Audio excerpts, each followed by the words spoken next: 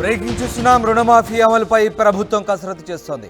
అర్హులైన రైతుల జాబితా సిద్ధం చేసే పనిలో ఉన్నారు అధికారులు. బ్యాంకులతో కలిసి రైతుల జాబితా సిద్ధం చేసే యోచన కనిపిస్తుంది. గ్రామ సభలు చర్చించాకే రైతుల ఫైనల్ లిస్ట్ రిలీజ్ కాబోతుంది. త్వరలోనే రుణమాఫీ మార్గదర్శకాలు కూడా విడుదల చేయబోతున్నారు. అసలు వడ్డీ కలిపి ఒక్కో కుటుంబానికి 2 లక్షల రుణమాఫీ చేయబోతున్నారు.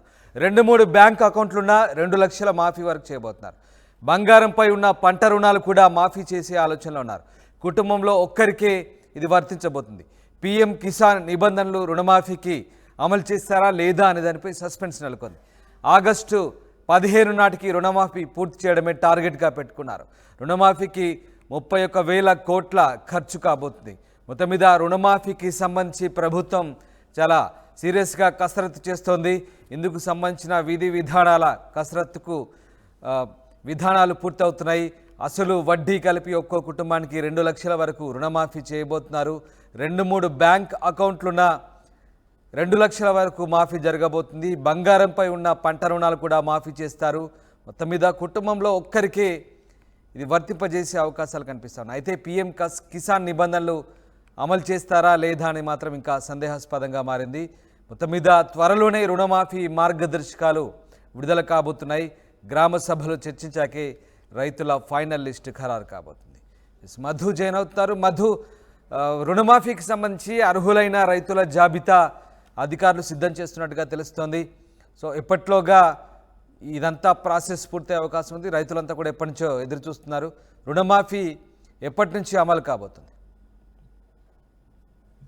ఎగ్జాక్ట్లీ, చాలా ప్రతిష్టాత్మకంగా తీసుకుంది రాష్ట్ర ప్రభుత్వం. ఎందుకంటే రైతు రుణమాఫీ అనేటువంటిది ఎన్నికల సమయంలో భారీ ఎత్తున ప్రచారం జరిగింది. అయితే అసెంబ్లీ ఎన్నికల ముందు జరిగినప్పటికీ కూడా కొత్త పార్లమెంట్ ఎన్నికల సమయం వరకు దీన్ని చేయలేకపోయారు. పార్లమెంట్ ఎన్నికల్లో కూడా ముఖ్యమంత్రి అనేక సభలో సమావేశాల్లో చాలా స్పష్టంగా ఆగస్టు 15 లోగా 2 లక్షల రైతు రుణమాఫీ ఒకటే దఫాలో రైతు రుణమాఫీ చేస్తాము అనేటువంటిది హామీ ఇచ్చారు. ఆ హామీ నిలబెట్టుకోవడానికి రీసెంట్ గా జరిగినటువంటి పరిణామాలు, బ్యాంకర్లతో సమావేశాలు కానీ, అసలు రాష్ట్ర వ్యాప్తంగా ఈ రైతు రుణమాఫీకి సంబంధించి ఎంత మేర నిధులు అవసరమవుతాయి, రాష్ట్ర ప్రభుత్వం ఏ రకంగా సమకూర్చుకోవాలి అనేటువంటిది అన్ని పూర్తి స్థాయిలో దీనిపైన దృష్టి పెట్టింది. రీసెంట్ గా కూడా ముఖ్యమంత్రి రేవంత్ రెడ్డి సెక్రటేరియట్ లో కేబినెట్ సమావేశంలో ఈ అంశంపైనే ఒక నిర్ణయం తీసుకోవడం జరిగింది. సింగిల్ ఎజెండాగా సాగినటువంటి ఈ కేబినెట్ సమావేశంలో రైతు రుణమాఫీ చేయాలి ఆగస్టు 15 లోపల అనేటువంటిది ఆయన నిర్ణయం తీసుకోవడం జరిగింది. దీనికి సంబంధించి మార్గదర్శకాలు రూపొందిస్తున్నారు. రాష్ట్ర వ్యాప్తంగా జిల్లాల వారీగా ఉన్నటువంటి అన్ని బ్యాంకుల ద్వారా బ్యాంకర్లతో సమావేశంతో వాళ్ళతో సమాయత్తమై పూర్తిగా లిస్టు తీసుకొని ఎంత మేర రైతులు రుణాలు తీసుకున్నారు బ్యాంకుల ద్వారా అనేటువంటిది లిస్టు తయారు చేస్తా ఉన్నారు. దీనికి సంబంధించి వ్యవసాయ శాఖ అధికారులు ఇప్పటికే దీనిపైన కసరత్తు ప్రారంభించారు. అయితే బంగారం పైన తీసుకున్నటువంటి లోన్లను కూడా ఈ దాంట్లో మాఫీ చేయాలి అనేటువంటిది సూత్రప్రాయ నిర్ణయం తీసుకున్నట్టుగా తెలుస్తా ఉంది. కాకపోతే అర్బన్ కి సంబంధించినటువంటి నగరాల్లో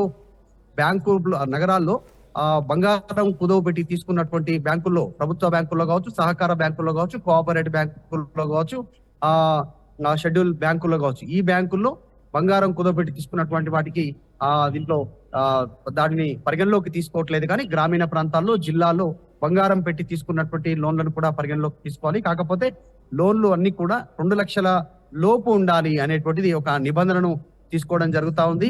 ఇప్పటికీ ఒక్కొక్క కుటుంబంలో వ్యవసాయం చేసేటువంటి వ్యక్తి, భార్య, పిల్లలు, కుటుంబ సభ్యులు ఎవరైతే ఆధారపడున్నారో వారందరినీ ఒకే యూనిట్ కి, అంటే ఒకే కిందికి పరిగణలోకి తీసుకోవాలి. వారందరినీ 2 లక్షల లోపలనే పరిగణలోకి తీసుకోవాలనేటువంటిది సూత్రప్రాయంగా నిర్ణయం తీసుకున్నట్టుగా తెలుస్తా ఉంది. అంటే ఒకవేళ 2 బ్యాంకుల్లో, ఈ బ్యాంకులో 1 లక్ష, ఇంకొక బ్యాంకులో 1 లక్ష వారికి రుణ సహాయం అందితే 2 లక్షలు కనుక రుణం తీసుకుంటే అంతలోపు ఉంటే కనుక రుణ మాఫీ చేయడానికి ప్రభుత్వం సిద్ధంగా ఉంటుంది. ఒకవేళ ఇంకా ఎక్కువ స్థాయిలో రుణం ఉంటే మాత్రం 2 లక్షల వరకే కట్ ఆఫ్ తీసుకోవాలనేటువంటిది సూత్రప్రాయ అభిప్రాయానికి వచ్చింది. తర్వాత పీఎం కిసాన్ కి సంబంధించినటువంటి అంశాన్ని, నిబంధనలను కూడా రాష్ట్ర ప్రభుత్వం అమలు చేయాలనేటువంటి ఆలోచన చేస్తా ఉంది. అందులో భాగంగా పూర్తి నిబంధనలు తీసుకోకుండా కొన్ని నిబంధనలు తీసుకోవాలి, అందులో నుంచి దాన్ని అమలు చేయాలనేటువంటి రాష్ట్ర ప్రభుత్వం సిద్ధమైనట్టుగా తెలుస్తా ఉంది. సో ఓవరాల్ గా త్వరలోనే మార్గదర్శకాలు దీనికి సంబంధించినటువంటిది ఇవ్వడానికి రాష్ట్ర ప్రభుత్వం సిద్ధమవుతా ఉంది. ఇక ఈ పూర్తి బాధ్యత అంతా కూడా బ్యాంకు అధికారుల పైన, అంటే రైతులు ఎవరైతే రుణాలు తీసుకోవడం జరిగిందో ఆ బాధ్యత అంతా బ్యాంకు అధికారులే పైనే పెట్టడానికి, అంటే నిజంగా సక్రమ పద్ధతిలోనే రుణాలు తీసుకున్నారు అనేటువంటిది నిర్ధారించాల్సింది ఆ బ్యాంకు అధికారులే. బ్యాంకులే ఏ బ్యాంకులో అయితే రుణం తీసుకున్నారో ఆ పర్ఫెక్ట్ లిస్ట్ ఇచ్చేది బ్యాంకులే అనేటువంటిది రాష్ట్ర ప్రభుత్వం భావిస్తా ఉంది. సో ఈ సూచనలు రాష్ట్ర ప్రభుత్వం నుంచి బ్యాంకు అధికారులకు, లోన్లు ఇచ్చినటువంటి బ్యాంకులకు దానికి నిబంధన సూచన చేసేటువంటి అవకాశం ఉంది. ఎందుకంటే కొద్ది మంది రైతులు సక్రమ పద్ధతిలోనే రుణాలు తీసుకున్నారు, నిజంగా రైతు పంట వేయడానికో పంట పెట్టుబడి కోసం అనేటువంటిది నిర్ధారించాల్సింది సక్రమమైన ఆధారం మధు, ఈ నిర్ధారణ ఎట్లా ఉండబోతుంది అంటే బంగారంపై కూడా పంట రుణాలు తీసుకున్నట్లుగా కొంతమంది చెప్తున్నారు. మరి బంగారంపై తీసుకున్న రుణం పంట రుణమేనా అనే నిర్ధారణ ఎలా వస్తుంది? అండ్ మీరు ఇందాక చెప్పినట్టుగా ఒక బ్యాంకులో 1 లక్ష, ఇంకో బ్యాంకులో ఇంకో 1 లక్ష ఉందనుకోండి, 2-3 బ్యాంకుల్లో అకౌంట్లు ఉన్న మొత్తం 2 లక్షల లోపు ఇవన్నీ అసలు వడ్డీ కలిపి మొత్తం ఇదంతా కూడా కోఆర్డినేట్ చేసుకొని బ్యాంకర్లు ఒక క్లారిటీ వచ్చిన తర్వాత దీన్ని మాఫీ చేయబోతున్నారా? ఎగ్జాక్ట్లీ. అంటే మిగతా బ్యాంకుల్లో ఉన్నటువంటి అన్నిటిని కూడా ఒక యూనిట్ కింద తీసుకుందాం అనేటువంటిది. అంటే మల్టిపుల్ బ్యాంకుల్లో అకౌంట్లు ఉన్నా, అక్కడ వారు లోన్లు తీసుకున్నా కూడా వీటన్నిటిని ఒకే గొడుగు కిందికి తెచ్చేటువంటి పరిస్థితి పైన దీనికి సంబంధించి ప్రభుత్వ అధికారులు ఒక నివేదిక సిద్ధం చేస్తా ఉన్నారు. వివిధ బ్యాంకుల్లో లోన్లు తీసుకున్నప్పటికీ కూడా, కుటుంబ సభ్యులు కూడా వేరే లోన్లు తీసుకున్నప్పుడు కూడా ఈ యూనిట్ అంతా కూడా బ్యాంకు ఒక కుటుంబం, అంటే ఇందాక మాట్లాడినట్టు వ్యవసాయం చేసేటువంటి లోన్లు తీసుకున్నటువంటి రైతు, కుటుంబ సభ్యులు, ఇప్పుడు కుటుంబ సభ్యుల పైన తీసుకున్నటువంటి రుణాలు ఉంటాయి బంగారానికి సంబంధించి. ఒక కుటుంబ సభ్యుల పైన బంగారం కుదవబెట్టేటువంటి అవకాశం ఉంటుంది. అది బ్యాంకు అధికారులు అది వ్యవసాయం కోసమే తీసుకున్నాం అనేటువంటిది ఆ నిర్ధారితానికి సంబంధించినటువంటి ఒక క్లారిటీని రైతు నుంచి కూడా తీసుకోవాలనేటువంటిది క్లారిటీ తీసుకుంది రాష్ట్ర ప్రభుత్వం.